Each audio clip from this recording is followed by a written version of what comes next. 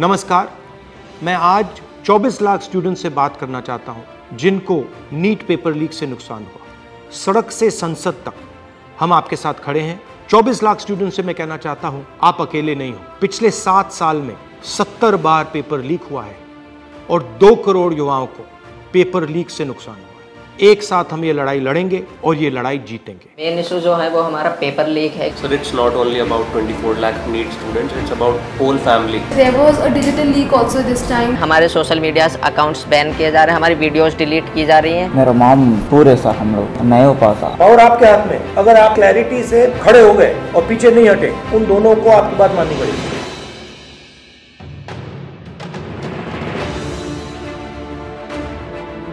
So we all have come here to talk about NEET exam. We all gave NEET 2024 exam, and most of us are 620 plus above who are sitting in this room. Last year 610 was the cutoff. बाकी cutoff 657 पहुंच गई है। 630 जो benchmark होता है एक respectable score का, उसमें देखो कंपटीशन तो बढ़ता है। तो जो इन्फ्लेशन रेट है वो 40% से सीधा 400%। सर, सिर्फ ये बोलना कि कंपटीशन बढ़ गया और पॉपुलेशन बढ़ गया, I don't think this justifies the statement. तो जितने भी सो कॉल टॉपर्स थे 720, 715 एंड 718, 709, उनके जो एक्चुअल मार्क्स थे probably they are below even 640. How does that happen? So maybe I feel that there are major 4 reasons. The first one is obviously paper leak. Second was that there was a digital leak also this time, like on Telegram channels, or majorly there were other platforms as well. Third reason was that there were scams going on which were saying that you just have to leave the blank OMR and the people of the NTA, or maybe I don't know from which association, they will fill those OMR. That is cheating. Yes. It's cheating, and the grace mark is the 4th point, which is not going to impact that much. Sir, main issue जो है वो हमारा paper leak है, क्योंकि sir सबसे पहले अनुराग जो students था उसने ऑलरेडी स्टेटमेंट्स में कहा है कि एग्ज़ाम लीक हुआ है।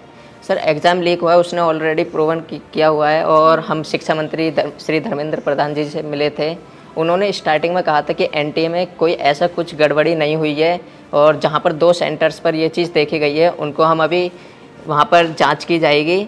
और हमने मांगे रखी थी कि रीनीट होना चाहिए और सीबीआई जांच होनी चाहिए, बट उन्होंने सीधा जो आंसर दिया था वो दिया था कि सब चीज़ हम सुप्रीम कोर्ट की मानेंगे, जो सुप्रीम कोर्ट फैसला करेगा वही माने। बट सर, सुप्रीम कोर्ट ने डायरेक्ट जितने भी केसेस हम PIL डाल रहे हैं लोग इस चीज़ के ऊपर, डायरेक्ट जितने भी फैसले हैं वो सारे 8 जुलाई को दिए जाएंगे। बट उससे पहले स्टूडेंट्स पर इतना स्ट्रेस बढ़ रहा है, इतना प्रेशर पड़ रहा है। सर, हमारे पेरेंट्स भी इस चीज़ से दुखी हैं कि बच्चा मतलब इतने मार्क्स ला रहा है कि वो एलिजिबल है हर साल के अकॉर्डिंग। बस मेन जो डिस्टर्बेंस हुई है इस एग्ज़ाम में वो है एक तो पेपर लीक, और दूसरी जो स्टूडेंट्स जो NTA ने ग्रेस मार्क्स दिए वो तो एक छोटा सा उन्होंने ग्रेस मार्क्स दिए वो अपने पेपर लीक को छुपाने के लिए। सर, इतने दिन से आपको पता है कि गर्मी कितनी है, कुछ लोग गर्मी से मर भी रहे हैं, लेकिन सर हम स्टूडेंट्स और हमारे पेरेंट्स रोड्स पर इतनी गर्मी में सर लड़ रहे हैं इंसाफ के लिए, लेकिन सर हमारे लिए कोई भी कार्रवाई नहीं कर रहे हैं, ना ही हमारे इंसाफ के लिए कोई कार्रवाई कर रहे हैं। क्योंकि सर हमारे सोशल मीडिया अकाउंट्स बैन किए जा रहे हैं, हमारी वीडियोस डिलीट की जा रही हैं। हम अपने लिए आवाज़ उठा रहे हैं, उनसे रिलेटेड जितने वीडियोस, सर कोई भी गलत कंटेंट नहीं है, हम सिर्फ आवाज़ उठा रहे हैं अपने इंसाफ के लिए।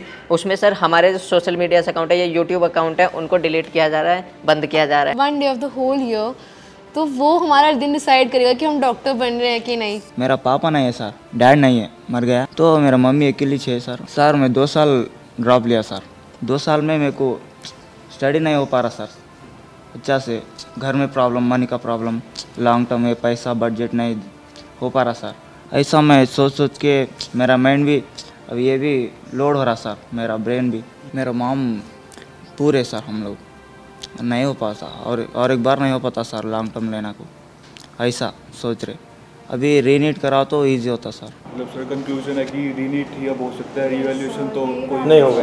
नहीं तो अगर हम आपके लिए 2-3 चीज़ें कर सकें, सरकार के पर प्रेशर डाल पाए, तो हमें किस चीज़ों पे बोलना चाहिए? सर, सबसे पहले तो रीनीट जैसा conclusion रीनीट। Yes sir. Okay. Sir, second NTA agency जो है वो एग्जाम्स ना ही कंडक्ट कराए, अगर वो नहीं करवा पा रहे हैं, एक्नॉलेज करें कि हम नहीं मैनेज कर पा रहे हैं। NTA as a concept is a failure. Yes yes. NTA पे हमारा किसी का ट्रस्ट नहीं है, NTA पे इस टाइम। फर्स्ट पॉइंट री exam, second point NTA is ना कराएं। थर्ड पॉइंट एजुकेशन सिस्टम पे फोकस करें और काउंसलिंग सर से 4 पॉइंट ये कि जो बेसिकली जो ब्लाइंड स्पॉट्स हैं, जैसे कि टेलीग्राम पर पेपर लीक होना, ऑनलाइन पेपर लीक होना, इसके ऊपर भी एक इंक्वायरी होनी चाहिए। Sir, it's not only about 24 lakh NEET students, it's about whole family. फिर सर जो बोर्ड्स का प्रेशर, फिर नीट में परफॉर्म करने का प्रेशर, तो सर बहुत सारे लोग तो मेडिकल ही नहीं लेंगे इस चक्कर में। सर ऐसे क्वालिटी डॉक्टर्स बनेंगे जिनकी क्वालिटी कुछ नहीं है, जो ऐसे ग्रेसिंग मार्किंग करके अंदर गए हैं,